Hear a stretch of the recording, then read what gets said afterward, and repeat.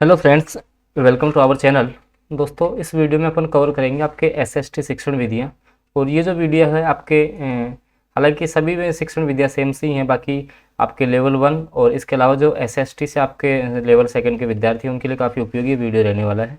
इसमें मैं one liner आपके लिए शिक्षण विधियाँ लेके आया हूँ, देखिएगा। हालांकि सबके लिए भी है, क्योंकि इसमें आगे जो मूल्यांकन वगैरह क्वेश्चन है वो सबके लिए सेम रहेंगे। देखो, सामाजिक अध्ययन का जो आरंभ है कहाँ से माना जाता है? यूएसए से माना जाता है। ठीक है, फर्स्ट क्वेश्चन।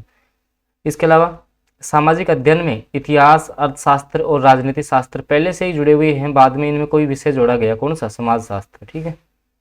सामाजिक अध्ययन का नामकरण कब हुआ था? 1892 में हुआ था। सामाजिक ज्ञान शिक्षण का अर्थ क्या है? तो मानवीय जो परिक्षेप्य है उसमें समाज का अध्ययन करना आपके सामाजिक ज्ञान शिक्षण का अर्थ होता है।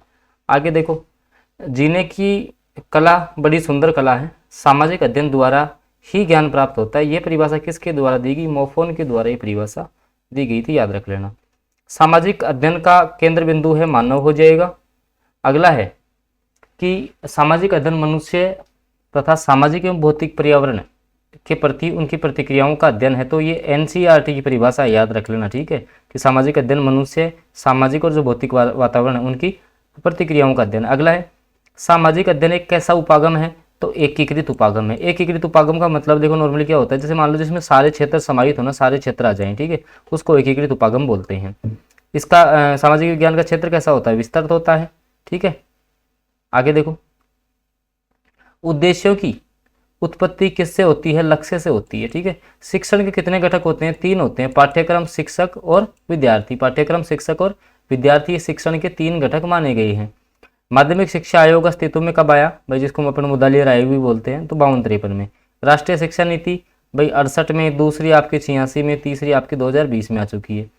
पीओए कब अस्तित्व में आया? 1992 में आया था। पूरा नाम क्या है? Program of action. अगला है, बिना बोझ के शिक्षा, तो यशपाल कमेटी के आधार पर 1993 में बात कही गई। अगला है, बेसिक शिक्षा में बच्चों की आयु कितने वर्ष रखी गई? 7 से 14 वर्ष। ठीक है, बेसिक शिक्षा में 7 से 14 वर्ष।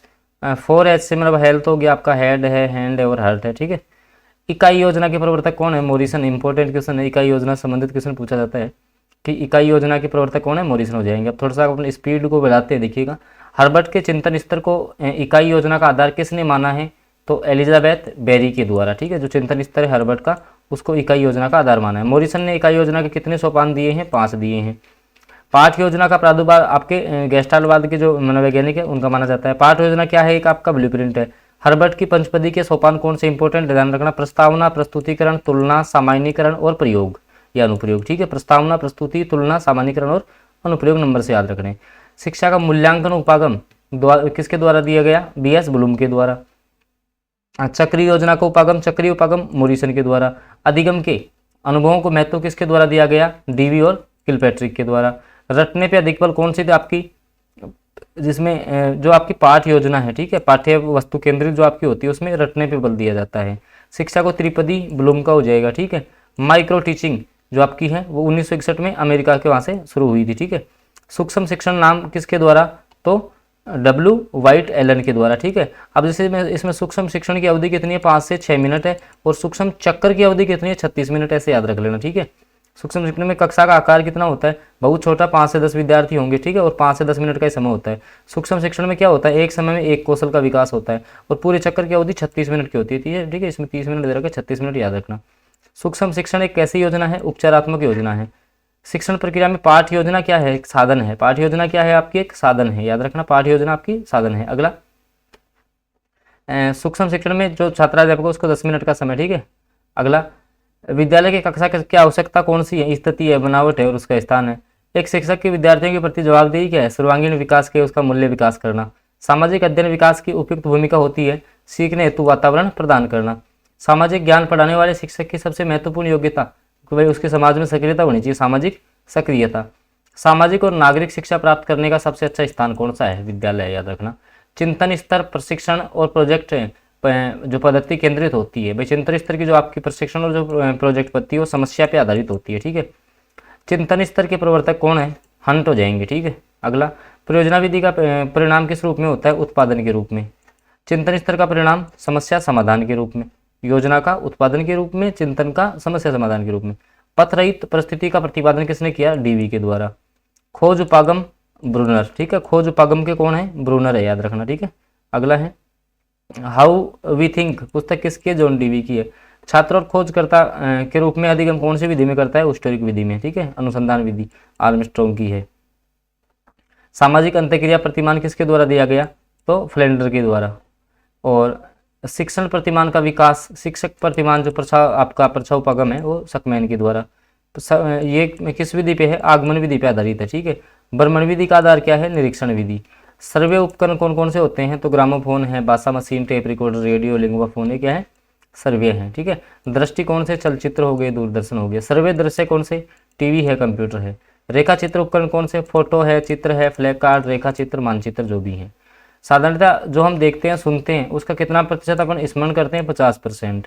अगला है अनुभव का संकुल मॉडल, संकुल मॉडल पूछ लेता है भाई, ठीक है, एडवर्ड डेल का है ये ना, एडवर्ड डेल का है संकुल मॉडल। शिक्षण मशीन का प्रयोग किसके द्वारा, स्किनर के द्वारा। जादू की लालटेन क्या है, ओवरहेड प्रोजेक्टर है ये, ठीक है। भूतकालीन घटनाओं को पुनः सजीव किया जा सकता है चलचित्र की सहायता से। किसी भी क्षेत्र की जनसंख्या सदस्य अनुपात इनको समझना हो तो अपन रेखा चित्र से समझ सकते हैं। सामाजिक अध्ययन शिक्षण में अधिगम सामग्री पाठ को कैसा बनाती है, रोचक बनाती है। शिक्षक के द्वारा श्यामपट्ट का प्रयोग किया जाना चाहिए महत्वपूर्ण बिंदुओं को लिखने के लिए। शंकु के शीर्ष पर हैं शाब्दिक अधिगम, ठीक है। अनुभव शंकु में जो शंकु है उसमें शीर्ष पे क्या है, शाब्दिक अधिगम है। अनुभव शंकु में कुल कितने स्तर होते हैं, 10 स्तर होते हैं, ठीक है। ये जो डेल की परिभाषा है, ठीक है, स्थूल से सूक्ष्म की ओर है। सब शिक्षा द्वारा सीखने पर बल किस विधि में दिया जाता है, तो मारिया मोंटेसरी विधि, ठीक है। अनुभव द्वारा जॉन डीवी की प्रयोजनवाद विधि है। प्रयोजना विधि के कौन है, किलपैट्रिक है। खेल द्वारा प्रोबेल है। प्रोजेक्ट शब्द का सबसे पहले प्रयोग किसके द्वारा किया गया था, तो रिचार्ड मोदे के द्वारा, ठीक है। अगला है करके सीखने में जो सीखना है वो स्थायी होता है। प्रोजेक्ट विधि में समस्या हल विधि कौन बनाते हैं, छात्र बनाते हैं, ठीक है। फाउंडेशन ऑफ मेथड पुस्तक किसके द्वारा लिखी गई, किलपैट्रिक के द्वारा। अगला क्वेश्चन, प्रदूषण पाठ अधिगम में कौन सी विधि प्रभावी है, प्रयोजना विधि। अगला है प्रयोजना विधि के मुख्य सोपान कितने हैं, 4 हैं। उत्पादक है, प्रयोजना का प्रतिपादन किसने किया था, थॉमस रिस्क के द्वारा। प्रयोजना विधि का दार्शनिक आधार क्या है, प्रयोजनावाद है। प्रोजेक्ट कार्य में कौन कौन से चरण होंगे, देखो, रूपरेखा गणना, प्रयोजना चुनाव, क्रियान्वयन, मूल्यांकन और रिपोर्ट तैयार करना। प्रोजेक्ट विधि में थॉर्नडाइक ने कितने गुण होते हैं, 3। तत्परता, अभ्यास का और प्रभाव का नियम, इन पर आधारित होती है आपकी प्रोजेक्ट विधि। मूल्यांकन का अर्थ किसी भी तथ्य के संबंध में निर्णय लेने वाले खर्च निकालने से संबंधित है। मूल्यांकन कैसा होता है, मात्रात्मक भी होता है और गुणात्मक भी होता है, ठीक है। कंसेप्ट ऑफ इवैल्यूएशन पुस्तक किसकी है, एनसीईआरटी की है। मूल्यांकन कैसी प्रक्रिया है, सतत प्रक्रिया है, ठीक है।